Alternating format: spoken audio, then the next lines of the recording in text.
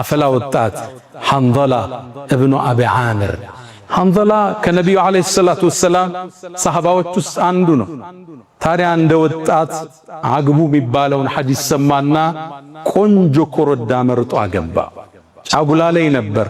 ሃኒሙኑን እያሳለፈ እያለ የኡሑድ ጦርነት ጥሪት ሰማ። ቤቱ ገባ።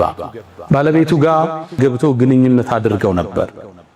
ወዲያውኑ ከሷ ጋር ተኝቶ እያለ ጥሪ የጂሃድ ተጠራ። ያ ኸይለላህ ይርከቢ፣ አንቺ የአላህ ፈረስ ሆይ ተንቀሳቀሽ የሚል ጥሪ ሰማ።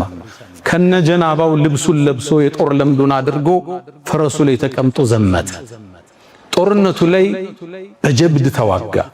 ሰልፉን ሰንጥቆ ይሄ ሙሽራ ገባ። አቡ ሱፊያንን የጦር መሪ ለመግደል ሁሉ ደርሶ ነበር። አቡ ሱፊያን አምልጦት ፈረሱን ገሎበታል። ከዛም ሌላ ሰው መጥቶ ሐንዘላን ገደለው።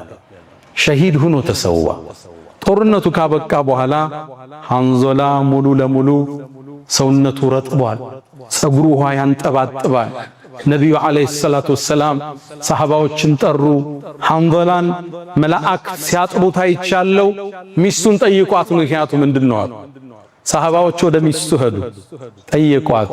ሐንዘላን ነቢዩ መላእክት ሲያጥቡት ሰማይ ላይ አይቻለው፣ ምክንያቱ ምንድነው ይሉሻል አሏት። እሷም መልስ ሰጠች፣ ከኔ ጋር ግንኙነት አድርጎ ጀናባውን ሳያወርድ ሻወር ሳይታጠብ ነው የወጣለች። መላእክት ሰማይ ላይ ወስዶ ያጠቧቸው፣ መላእክት በአክናፋቸው ያጠለሏቸው ደማቅ ታሪክ ያላቸው፣ ለምክንያት ለራሳቸው ያልሰጡ ያስፈልቅ ሰው ነው። ወልዷል፣ ከብዷል። አብዱላህ ብኑ ሐራም። ሐንዘላ ግን ገና ወጣት ነው፣ ሙሽራም ነው። በዚህ ላይ